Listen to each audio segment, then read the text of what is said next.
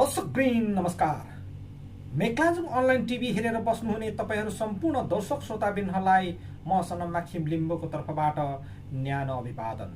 दर्शकवृन्द, केही दिन अगाडि मात्र नेपालको सुन्दर हरैचा मोरङको सुकुना बहुमुखी क्याम्पसका शिक्षकहरूले आफ्नो विद्यार्थीहरूमाथि यौन दुर्व्यवहार गरेको विभिन्न सञ्जाल अनि मिडियाहरूमा यत्र तत्र सर्वत्र चर्चा भएको छ। दर्शकवृन्द, क्याम्पसका शिक्षकहरूले आफ्नो विद्यार्थीहरूलाई फेरि पनि यौन दुर्व्यवहार गरेको फेरि पनि एक विद्यार्थीले प्रष्ट रूपमा खुलेका छन्। दर्शकवृन्द, के अब शिक्षकहरूमाथि आफ्नो छोराछोरी बालबालिकाहरूको विश्वास गर्न सकिन्छ? यस्ता शिक्षकहरूलाई के कस्तो खालको कारबाही गर्नुपर्छ?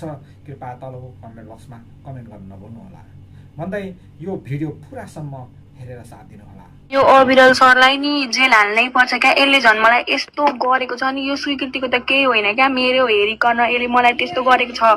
त्यो एउटा बाटो हिँड्दै थियो भने म अर्को बाटोबाट हिँड्थेँ। त्यसले मलाई त्यस्तोसम्म भनेको छ, त्यस्तोसम्म म एक्सप्लेन गर्न सक्दिनँ त्यो कुराहरू। मलाई कस्तो फिल भएको थियो त्यो टाइममा भनेर होइन। त्यति बेला मलाई डर लाग्थ्यो क्या। स्कुलमा मेरो बदनामी हुन्थ्यो भनेर मैले कसैलाई नभनेको होइन। तर अब त म सबलाई भन्छु, यो अविरल मुलायो यस्तो, म सबलाई भन्छु अब त कसम होला क्या। के भनेको थियो भने होइन, तिमी आफ्नो एज भन्दा नि कस्तो म्याच्योर देखिन्छौ, तिम्रो त एकदमै हुन्छ नि, कसरी भन्नु त्यस्तै भनेको थियो मलाई।